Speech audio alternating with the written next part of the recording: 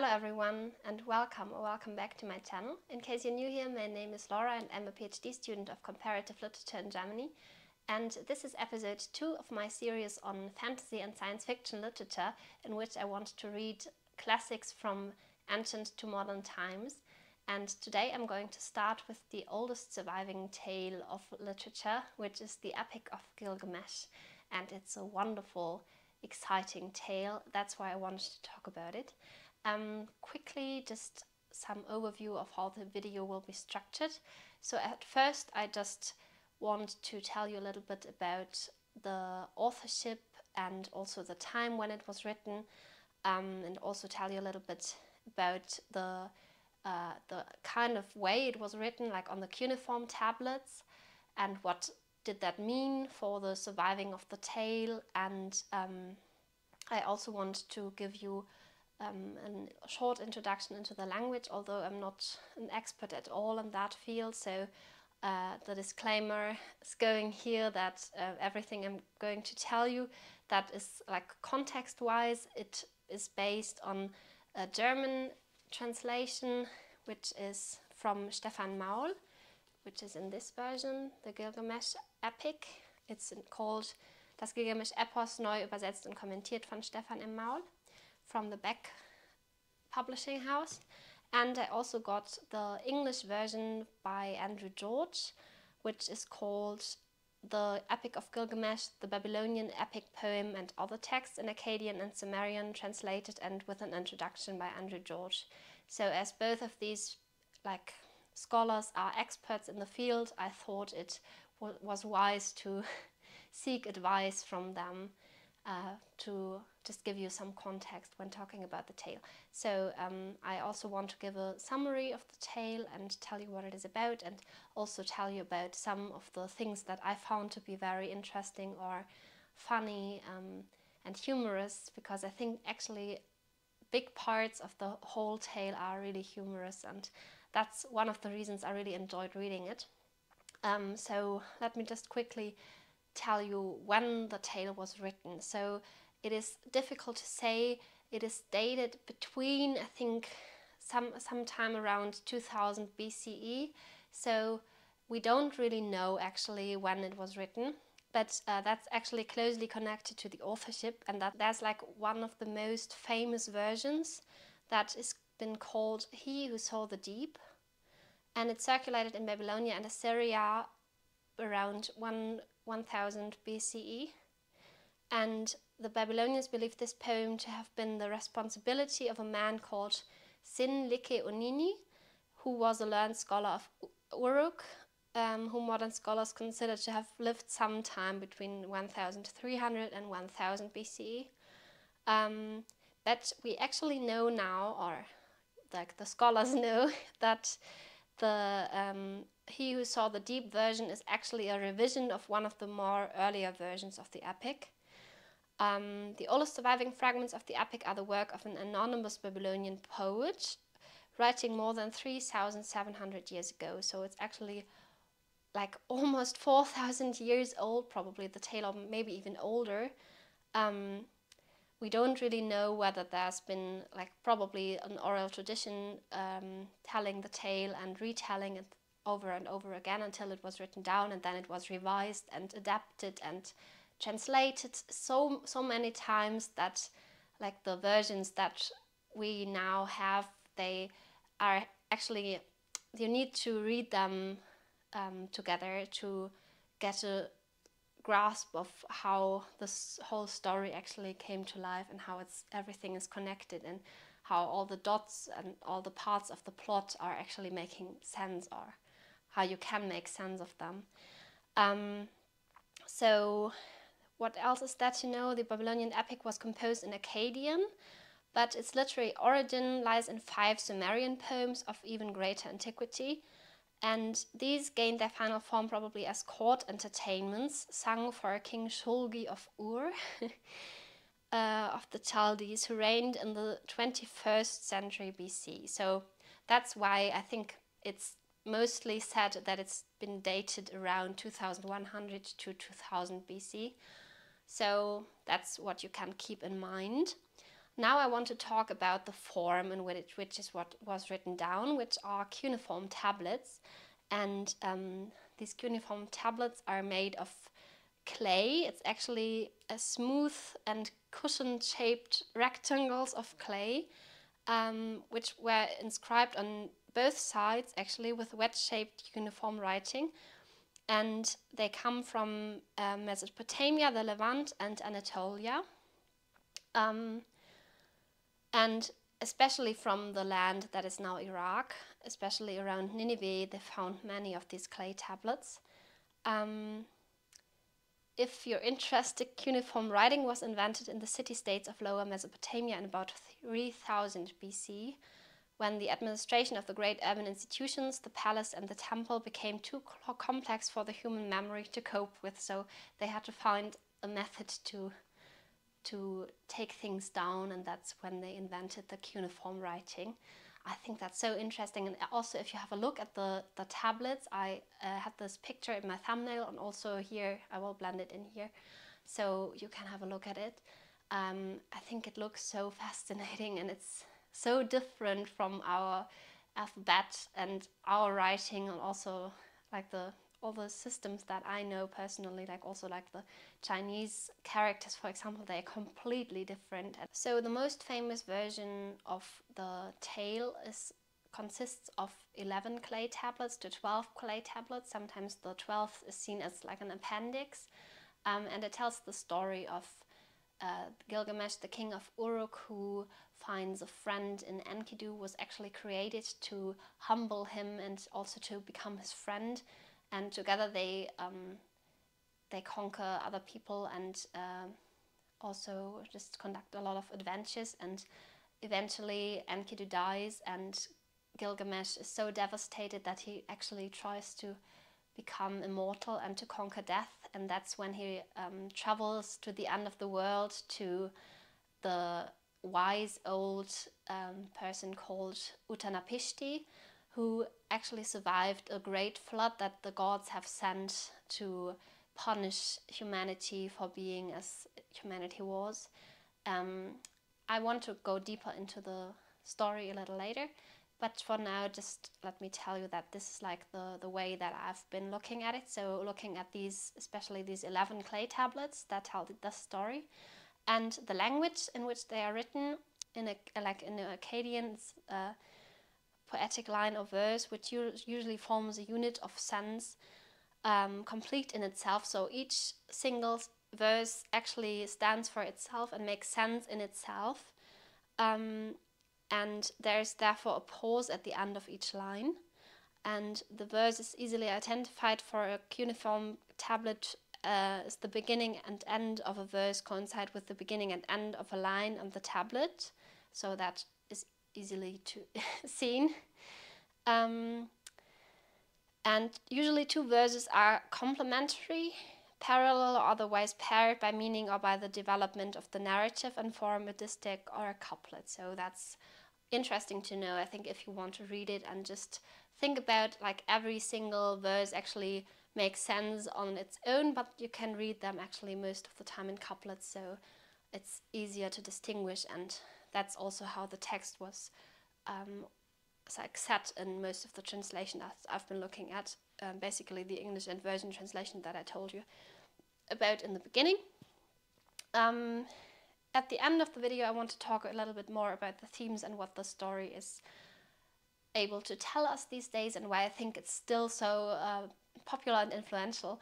But for now, I just quickly want to delve into each of these tablets and just tell you what it is about and what I liked about it. Tablet number 1 introduces Gilgamesh as a person who's the king of Uruk and who actually brought a lot of luck to the people of Uruk, because after there's been a great flood, he's been restoring the ancient city walls of Uruk, and this way he's been giving the people like a place to live and some like also shelter, and he also provided for them, and he traveled around the country and helped like building up the country again, and that's why he's been also very popular and why he also became king of Uruk.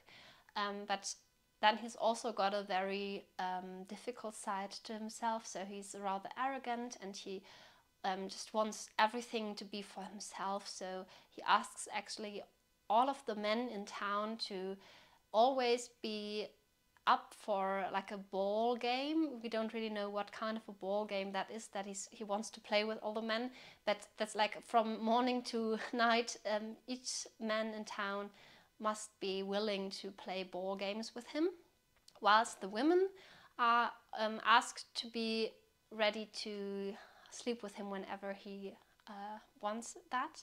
And he also provides for himself the right to, for the first night of marriage. So if two people marry, he claims the right to spend the first night of the marriage with the woman, although he's not marrying the woman at all. He's not married. So people grow upset more and more after some time. So they actually ask the gods for assistance, because as in many ancient tales, the gods and the humans are working closely together, and actually the gods are even depicted sometimes very human-like, I think.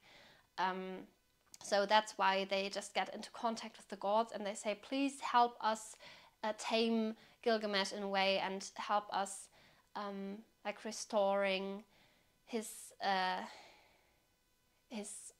like changing his temper and humbling him in a way. So that's when the gods think of creating like someone who resembles his strength and who can actually humble and tame him in a way. And that's when they create Enkidu, or I think it's called Enkidu actually, from like how the syllables are stressed. And Enkidu, he's born in the outside in the wilderness, and he grows up with animals and is like a really more like a beast, or like a wild person who doesn't know anything about civilization or communication with people, with humans. And then there's like a man who gets upset with him because he cannot go about his own things, and he also complains, and he asks the temple prostitute, I think she's a temple prostitute, she's called Shamhat, to come to Enkidu and sleep with him for 7 days and 7 nights, and that's what she does. And after that, Enkidu becomes like knowledgeable, and he knows about the language and how to interact with human beings, and he also agrees to come together with Shamhat to Uruk and also to meet Gilgamesh, because Shamhat tells him that Gilgamesh had a dream of them meeting and even becoming friends, I think. So at the end of Tablet 1, Enkidu has agreed to come together with Shamhat to Uruk and to meet Gilgamesh.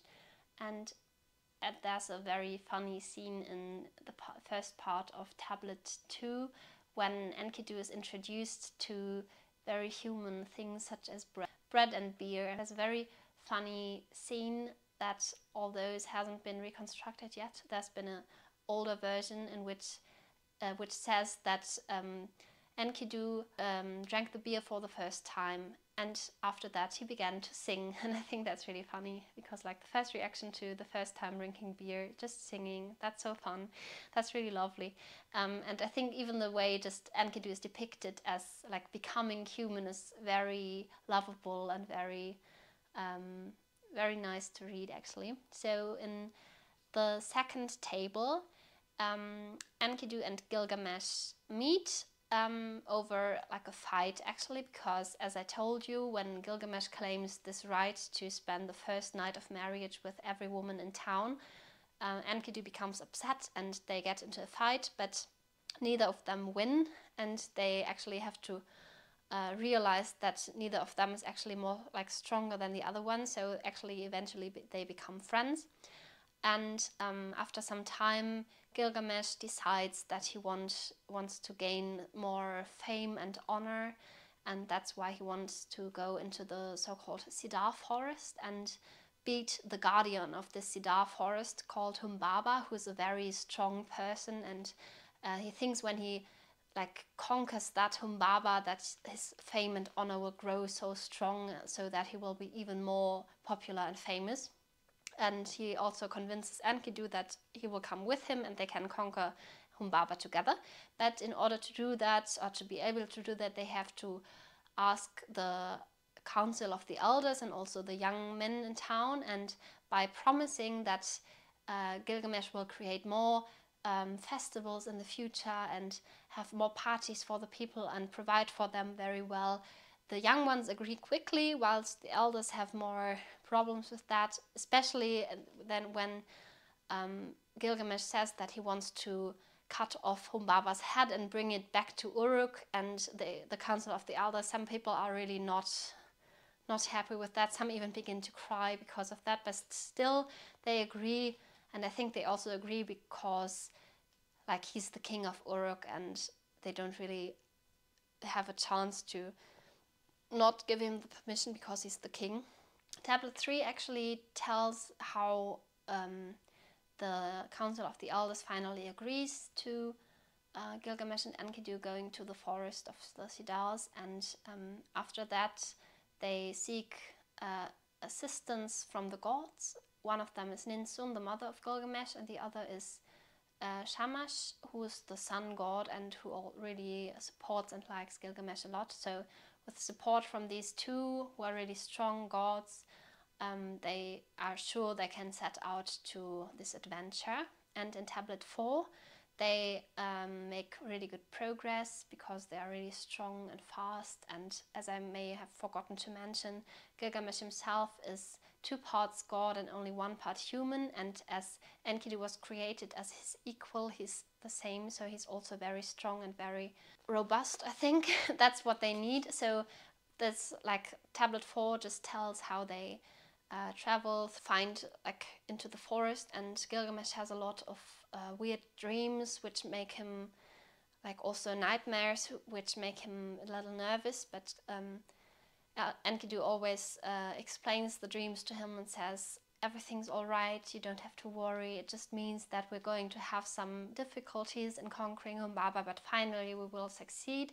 So yeah, I think basically Gilgamesh is calmed down by that and convinced actually. So in the 5th tablet they actually get to the forest, and unfortunately the first part, like the first encounter between Enkidu, Gilgamesh and Humbaba is not delivered to us, or it's not reconstructed, so that's why we cannot really tell what's been going on. But Enkidu and Humbaba actually know each other from earlier times when Enkidu was still living in the wilderness, and he just doesn't really provide any rational reason to Humbaba why they actually came to the forest and why he also came with Gilgamesh. And Humbaba becomes angry, and he becomes really, really angry, and then they start their fight, and they all even only realize then how strong Humbaba really is.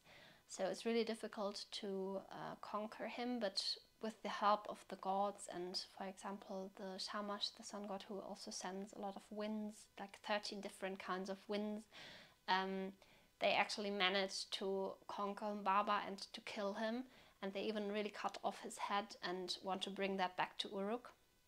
And then they get back to Uruk, and in the 6th tablet, they arrive in Uruk, and Gilgamesh takes a bath. And after that, like his beauty is restored, and he looks like the I don't know, attractive young king that he's been before. And that's when the goddess Ishtar, who's like also the city goddess of Uruk, discovers that she's got like a thing for him, and she asks him to marry her, and she makes him a lot of promises of everything that he's going to gain when marrying her, like buildings and better horses and everything that he's ever asking for, like so many things. But actually Gilgamesh is not impressed at all, and he says, no, you're only telling me lies, I would never want to marry you. And that's when she gets really upset, and she goes to her father and says, please support me, like he's been mistreating me. And her father says, yeah, well, you were the one who started the fight, but she doesn't really want to hear that at all. So she asks him to give her the bull of heaven, who is a very strong bull, and who gets into town and actually destroys everything, and he even kills a lot of people. That's when Gilgamesh and Enkidu realize that they have to do something about this, because they cannot just observe everybody getting killed, especially as Gilgamesh is like the king of Uruk and he's got a lot of responsibility for the people. And that's when they get into the fight with the bull, and they also kill the bull eventually. And that's also what Ishtar has provoked a little bit.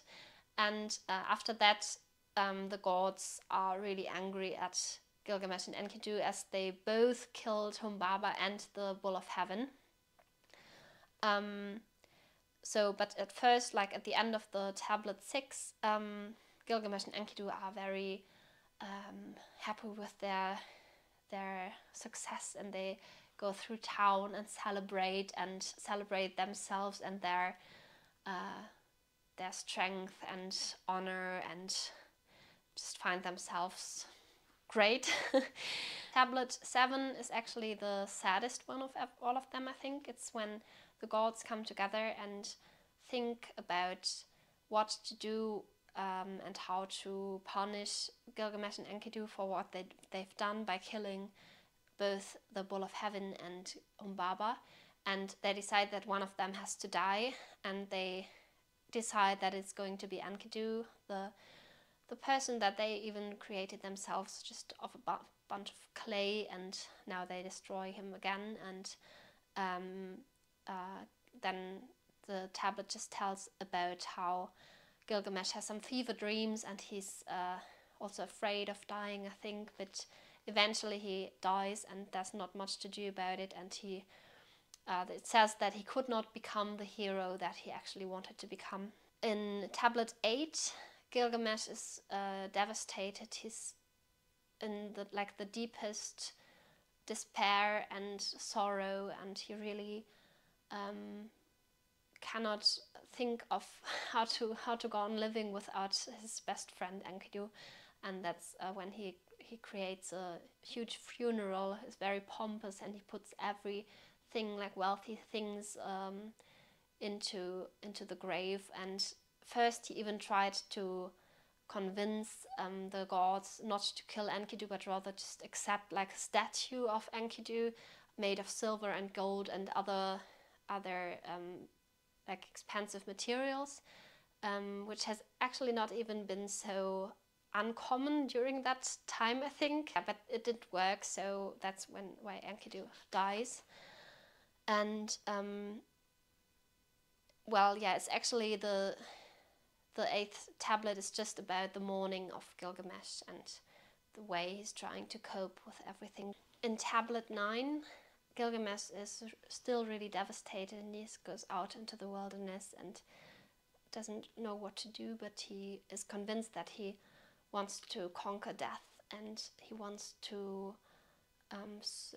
become immortal in order to not have the same fate as Enkidu, and to change things. And that's why he wants to travel to the end of the world, to Uttanapishti, who I told you in the beginning of the video about already.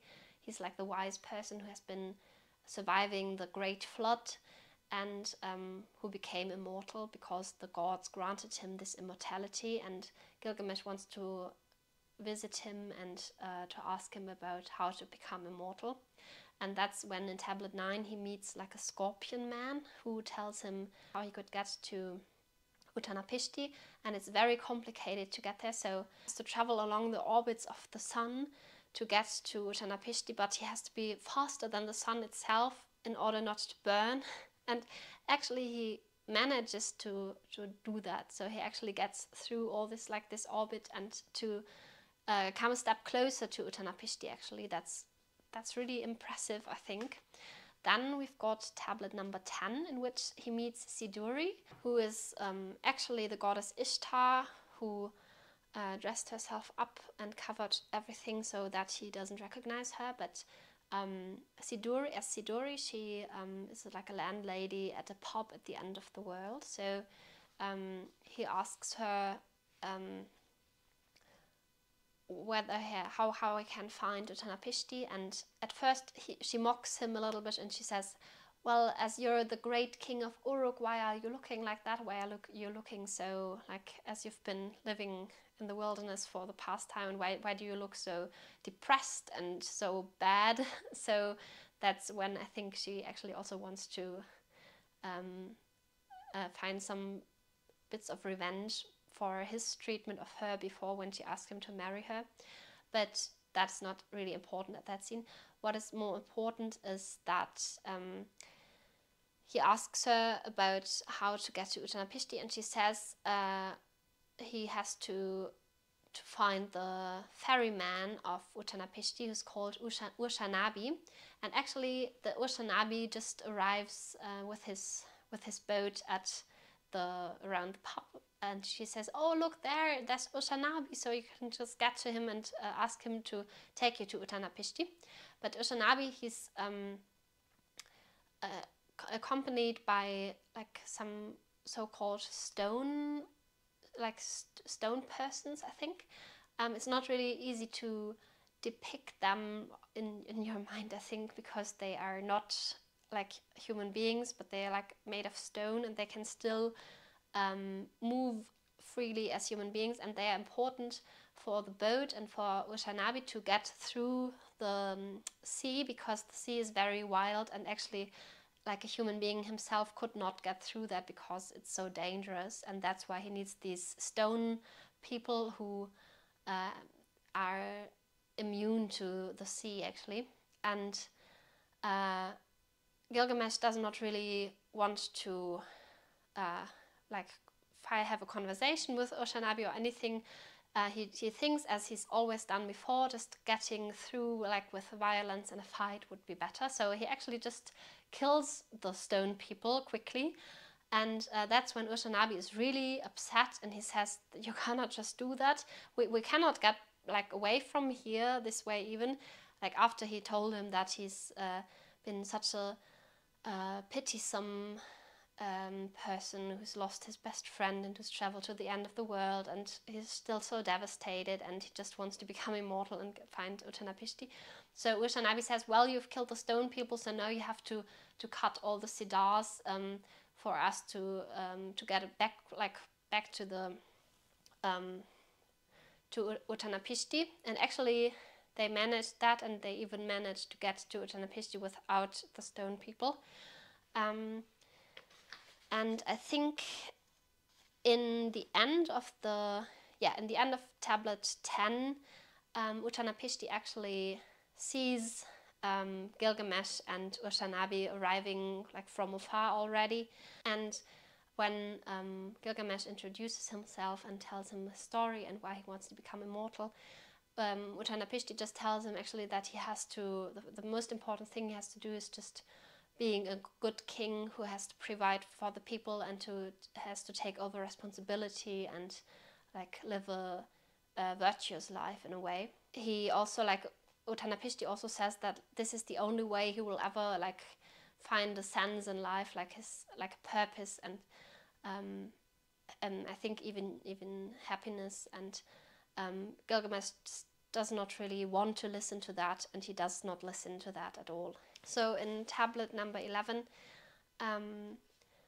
Gilgamesh and Utanapishti talk a lot more, and Utanapishti also tells his story. He tells how he has survived the flood, and that's been like the gods sent this huge flood to humanity to punish the humans, but Utanapishti was the only one who was like saved and who could, like same as Noah in the Bible, actually the story is almost the same, I think. He could survive by building a ship and putting like his wife and some animals onto that, and waiting until the flood was over to send out birds and to see whether it was safe to like return to the land, I think.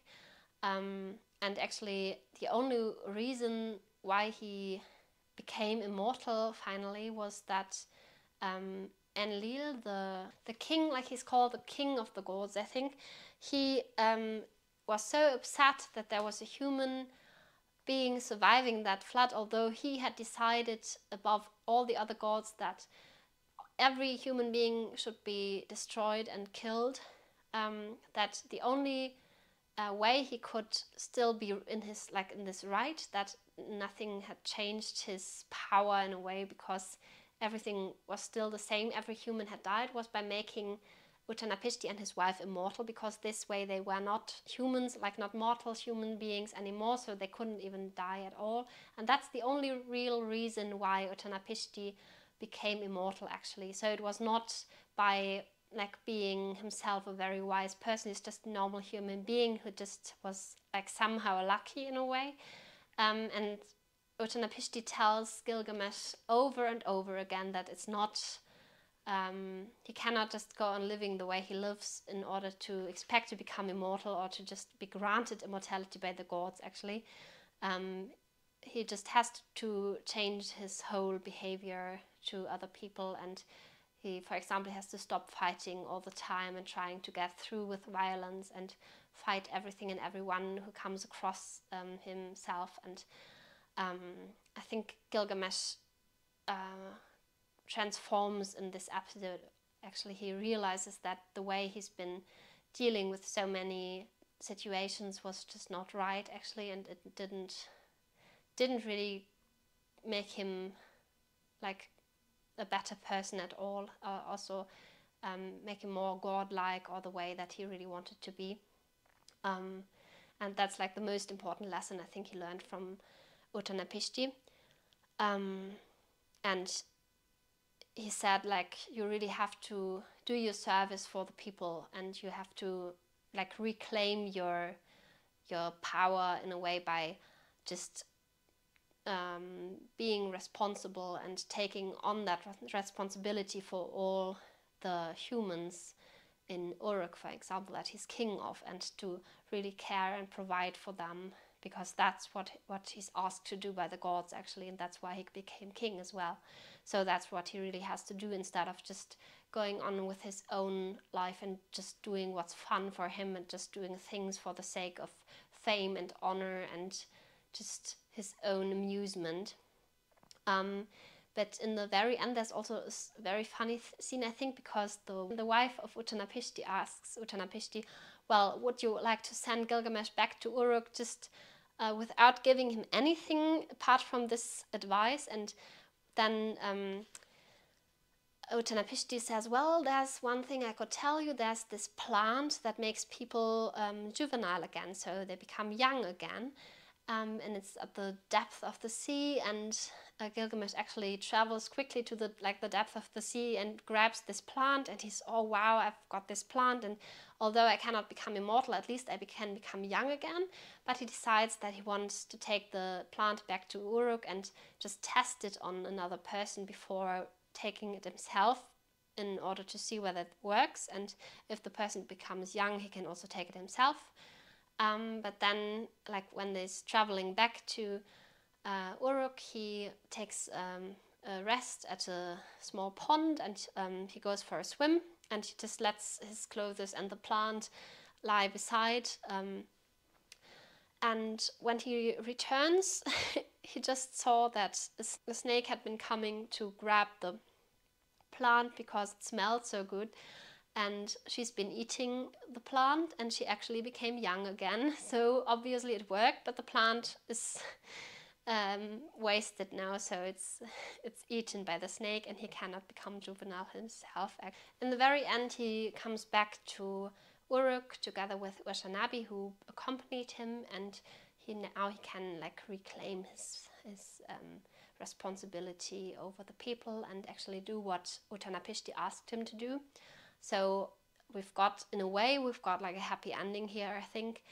And there's, like, as I said, there's so many different versions. There's also so many different small tablets and tales that we don't really know how they are all connected yet. And I think what is really fascinating is that there's so much still to be deciphered and also to be discovered or rediscovered again. And as also like the introduction of Andrew George of this this English translation that I've got is he says that he's going to expect that in the next few like decades the whole Epic of Gilgamesh will be so much better preserved and so much easier to be read and deciphered, and also like all the fragments that are missing, they can be reconstructed and understood and put into the context, and that's how we can gain so much more knowledge about it and also find the connection between the parts that are already there. And there's so much more to be discovered, I think, and it's so fascinating. Unfortunately, I'm not able to read either Akkadian or Sumerian yet, but I would love to learn more about that soon. But now, quickly, let me tell you a little more about like the, you could say, well, why I think the story is like fascinating and important. I think what is really fascinating is the way that this whole epic story is told. So in these different tablets, it seems like they're actually, you could even say, like, you could read them like chapters, and each chapter actually has like its own tension and its own plot, and it's like the parts actually seem to be unified in a way, so it really makes sense when you read it, although parts are missing. And I'm really glad that we've got some older versions of this poem, like in the Sumeric language, I think, which tell us more about the parts that are actually missing.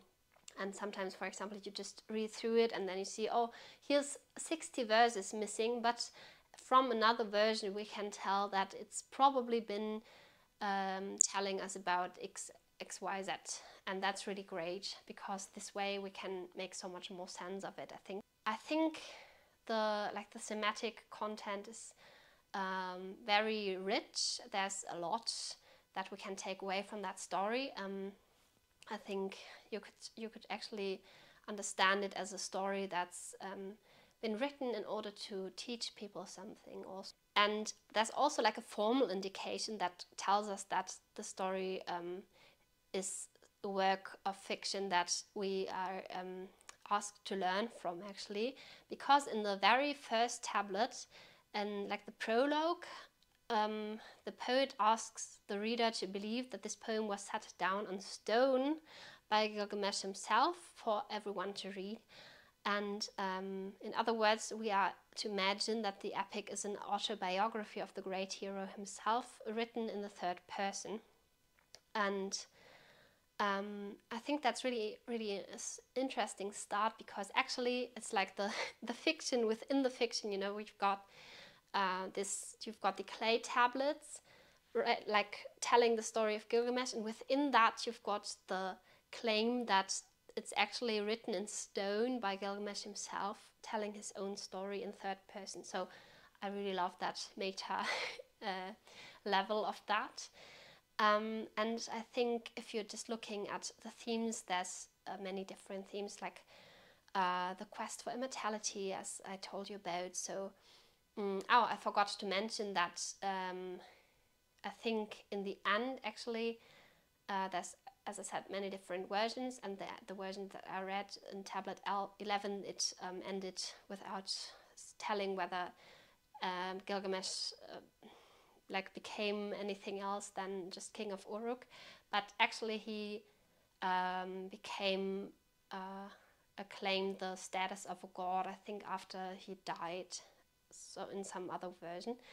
But like this quest for immortality is really interesting, and also like the journey that Gilgamesh goes through from this rather arrogant and egoistic person who just, like, in a way was a good king and provided for people, but also just did what he wanted for himself, and just also went through life just fighting everyone he met, and just also being rather cruel, I think, even, and not the nicest king, actually, over like his building of friendship with Enkidu, and also the the virtues and the worth of friendship. I think that's really depicted very well through this this whole epic, and also the way that he mourns the death, and where you can see how very human-like he is, how he's also very emotional, and he can care for people, and he does care for people as well. So that's really nice, and also just seeing, like, in the end, how he realizes that fighting is not always like a solution. But I think it's great because I could really relate pretty well both to like Gilgamesh and also Enkidu, and I think even the gods have so many like humanly personality traits in a way that's really, really nice. I think for now that's everything I wanted to talk about around the Gilgamesh epic. I hope you enjoyed the video and you could follow along the story. Let me tell you that probably I forgot to mention some important or funny parts of the plot, because it's not easy to summarize such a rich story in a few minutes. But I still think I could give you an impression of what it's about, and also I didn't really get into the language so much yet, or into the reading some passages to you. Maybe I will do that in another video, but for now it was more important to me to just introduce you to the epic as a whole and what it is about, and also the context of like the clay tablets and the cuneiform writing and the time when it was written, the difficult question of the authorship, because I think these are all important things to consider when reading it. I can highly recommend reading it. It doesn't really even take long, because, as I said, not everything is preserved, but for me it was actually easier and more fun to read than, for example, Shakespeare. I cannot really say why. I just really found it very funny and interesting, and there were very few parts that were like a little bit boring or repetitive, because there's parts when, for example, when Gilgamesh tries to seek support from the different people, like the Scorpion Man and Ushanabi, and also Siduri at the pub. He always he repeats the same the same story, the same pity party for himself, and saying, "Oh, Enkidu died, and I'm such a poor thing, and now I just want to become immortal and beat Utanapishti," and that's like very repetitive, so you can just skip parts of that. And other than that, there's it's really rich and it's really well translated, and I've got so much respect for the translators, and I think the translations will get better and better and better from time to time. One more tip I wanted to give you is the lecture of Andrew George. He gave it, I think, a few years ago in Harvard, and he just tells about the archaeological recovery of the clay tablets. He tells about the poetic form and the language, and he tells a lot about the Gilgamesh epic itself. And he says, for example, one of the most important aspects of the whole tale is how it depicts and how it comments on the human condition and what it means to be human. And I think that's really an important aspect to consider. And it's very interesting. In the end, also other professors from other departments have a commentary on the Gilgamesh epic, and I think it's really worth watching. It's about 90 minutes long, and I will just put the link below, so if you're interested in that, let me know. I hope you enjoyed this episode and will follow along through many other interesting tales from ancient to modern times of fantasy and science fiction literature. I can just say that as of the first story or tale of which I would consider you could say the beginning of fantasy literature that we've got, I've been enjoying that very much. I think it's a tale that is really worth a read and worth rereading as well. It definitely has a lot of fantastical elements, and it's really wonderful. So please hit like and subscribe if you haven't yet. I would love to see you in my next video, and bye bye.